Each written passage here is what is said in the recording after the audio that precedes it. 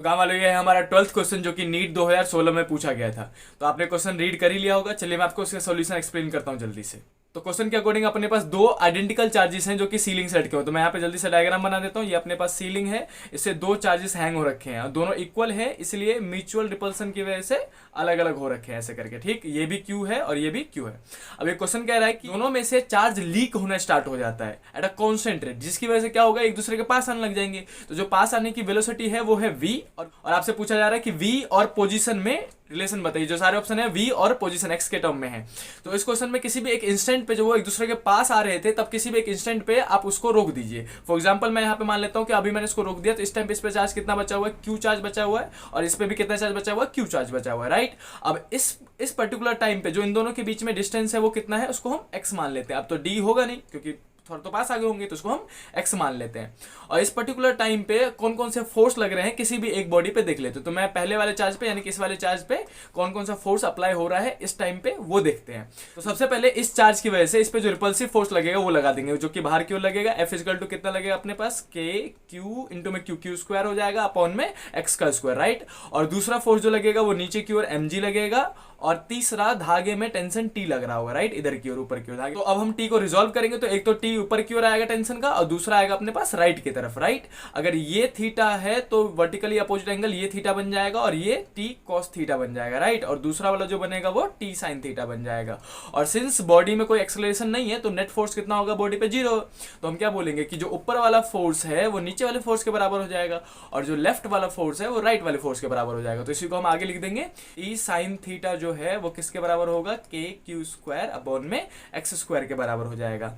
और जो दूसरा अपने पास टी कॉस थीटा वो किसके बराबर हो जाएगा, नीचे mg के बराबर हो जाएगा। अगर मैं इन दोनों को डिवाइड कर दूं, आपने इस टाइप के क्वेश्चन पहले भी कर रखे होंगे, आप डिवाइड करते हैं, टी से टी काट देते हैं, टेन थीटा बन जाता है, और ये जो भी आता है उसको हम लिख देते हैं ऐसे करके। यहाँ पे आ जाएगा टेन थीटा इजिकल टू के क्यू स्क्वायर, और नीचे में आ जाएगा एक्स स्क्वायर और mg आ जाएगा, राइट। और यहाँ पे एक छोटा सा कॉन्सेप्ट और है जो कि आपने बहुत बार अप्लाई किया होगा जब भी आप क्वेश्चन सॉल्व करते हो, कि टेन थीटा, अगर मैं कहूँ कि ये थीटा जो है बहुत छोटा है, तो हम क्या कहते हैं, टेन थीटा की पूरी वैल्यू को सिर्फ थीटा मान लेते हैं। आपने कई डेरिवेशन में ऐसा काम किया होगा, राइट। तो यहाँ पे इजकल टू आ जाएगा थीटा इजकल टू के क्यू स्क्वायर अपॉन में एक्स स्क्वायर और mg नीचे में आ जाएगा, राइट।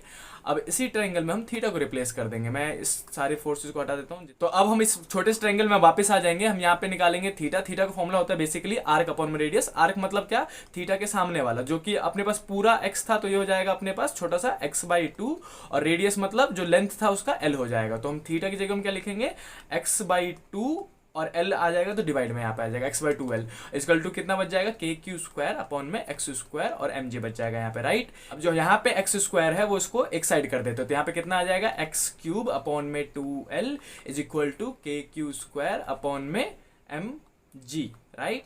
इसको मैं नीचे कर देता हूँ, यहीं पे हम सॉल्व कर देंगे इसको। तो अपने पास क्या आया कि यहाँ पे अगर देखें ध्यान से अपने पास ये वाला पोर्शन, तो यहाँ पे जो चार्ज है वो डायरेक्टली प्रोपोर्शनल है इसके क्यूब के, राइट। तो मैं यहाँ से लिखना स्टार्ट कर देता हूँ।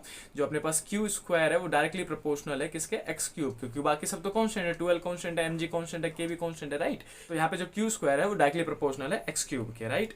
तो अब हम क्या बोलेंगे, जो Q है वो डायरेक्टली प्रोपोर्शनल हो जाएगा x की पावर 3/2 के, है ना। यहाँ से पावर जाएगा तो उधर पावर 3/2 हो जाएगा। अब इतना करने के बाद अब आपको इस इक्वेशन में वेलोसिटी लाना है, तो आपको क्या करना पड़ेगा, डिफरेंशिएट, क्योंकि सबको पता है कि x पोजीशन का डिफरेंशिएशन ही वेलोसिटी देता है। तो यहाँ पे लिख देंगे बाय डिफरेंशिएटिंग बोथ साइड। तो यहाँ पे आ जाएगा dq/dt, यानी टाइम से डिफरेंशिएट कर देंगे, इस डायरेक्टली प्रोपोर्शनल का सेम रहेगा।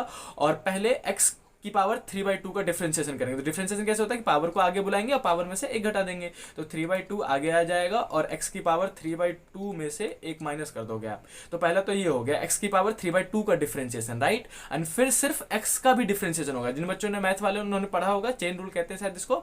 तो जो x/3, पहले तो किसका डिफरेंशिएशन होगा, x/3 का डिफरेंशिएशन होगा, फिर x का भी डिफरेंशिएशन होगा। यहाँ पे आ जाएगा dx/dt भी आएगा, राइट।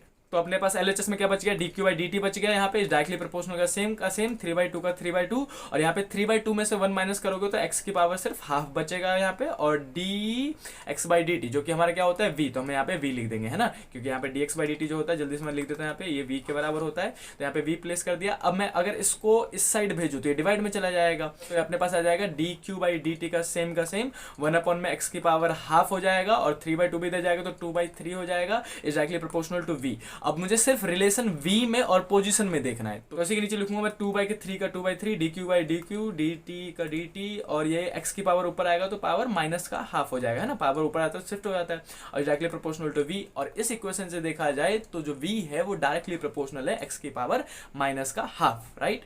तो गाँव वालों, अब मिलेंगे नेक्स्ट वीडियो में इस क्वेश्चन के सॉल्यूशन के साथ, जो कि अगेन नीट में पूछा जा चुका है। और एक और चीज, इस वीडियो को लाइक और शेयर करना मत भूलना। तब तक के लिए बाय बाय।